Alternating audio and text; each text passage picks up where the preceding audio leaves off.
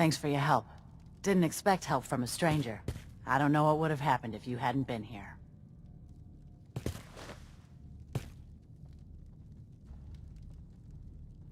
Hey, it was fun. If that's what you call fun, I'm glad you're on our side. This hasn't been the friendliest welcome. Maybe you're right, but you can't be too careful these days. I think it's worth giving it another chance. We'd be glad to consider you a friend. Looks like it was your lucky day. You can say that again. I guess it could have been a lot worse. Anyway, we appreciate the help.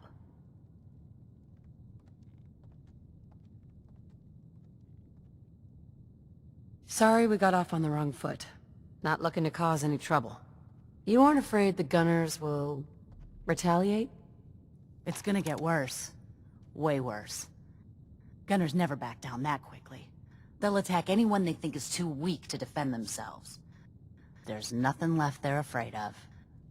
The only way things will get better is if we stand together. More than happy to stick it to the Gunners. We need a way to bring the fight to them. I think with some work we can make a go of it. We're gonna try, at least. We could really use your help.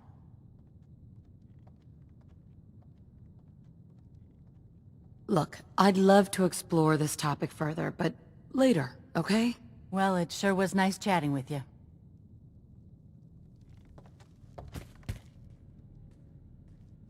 Hi.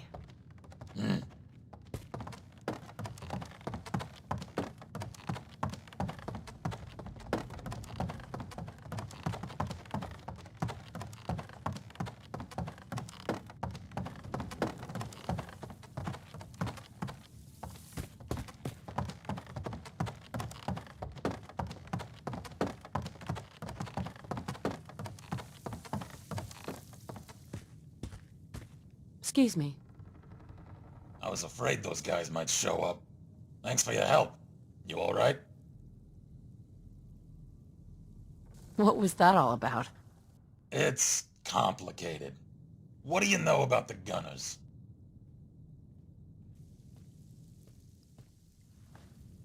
You in some kind of trouble? In a manner of speaking. No one's really sure where the Gunners started out. But something changed about 8 or 9 years ago. Out of nowhere, they started sporting plasma weapons, advanced combat gear, and even vertibirds. Doesn't make any sense. Where did they get all that stuff from? That's a good question. I guess I don't know. People bitch about the Institute, but look at what's really been going on. Quincy, GNN, Mass Bay Medical, Mass Fusion, 2 vaults, and all the major freeways. It's the Gunners, not the Institute, who've been gaining the most ground in the Commonwealth. How much of a threat are they? No one invests the resources to capture those strategic locations without a larger agenda. Someone's behind it. We're just not sure who or what.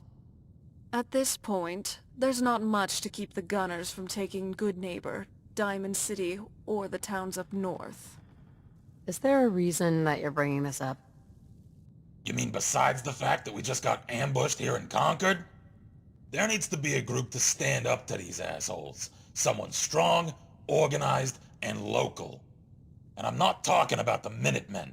I mean someone with real stones. So, what did you have in mind? I'm gonna need some more in the way of details. Ultimately, you gotta ask yourself who you want protecting things.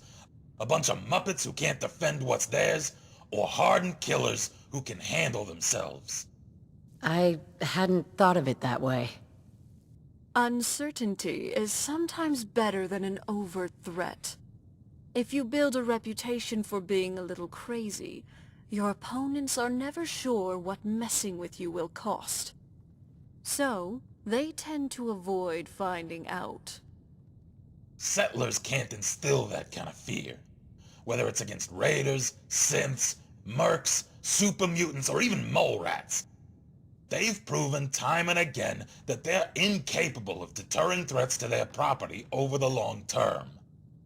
The Minutemen worked for a while, but they ended up self-destructing. What happened to the Minutemen? Depends who you ask. The challenge with running a militia is that volunteers inevitably have their own agendas.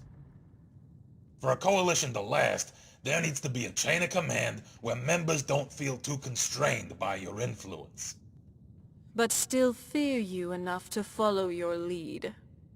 Maintaining morale requires convincing soldiers to think less about themselves and more about the group. Involve them in a cause, a crusade against a hated enemy, and make them see their survival as tied to the success of the militia as a whole.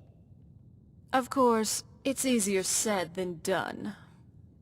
Somewhere along the way, we lost that sense of common purpose. Infighting took over, and the militia gradually splintered into different groups.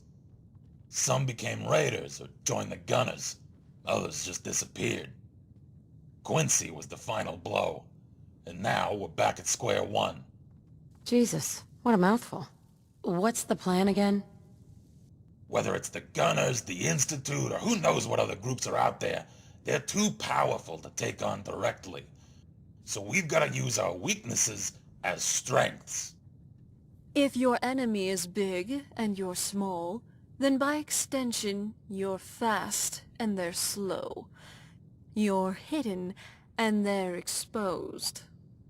So we break our forces into independent cells who can operate elusively and autonomously, fighting only the battles we know we can win, capturing the enemy's weapons and gear along the way. And using those tools against them in the next encounter. That way, the enemy is supplying us, and we grow stronger as they grow weaker. Makes sense, I suppose. What's our next move? The Gunners are calculated and cautious. It's gonna take them a while to figure out what just happened, which provides us an opening. The critical elements in any campaign are speed and adaptability, making decisions faster than the enemy can. Striking first, before the gunners have time to assess and formulate a response, may throw them off balance. Their nearest outpost is up on the freeway, southeast of Walden Pond. That's likely where the attack came from. The freeway wasn't particularly well guarded to begin with. Probably even less so after the raid. I want you to head over there, take out their remaining guards, and steal their weapons, so we can fortify our presence here in Concord. Prove to me you can handle that task, and I'll have a larger project for you when you return. And if you want bonus points, there's rumor of a raider's stash over by Corvega. We'll mark the location on your map.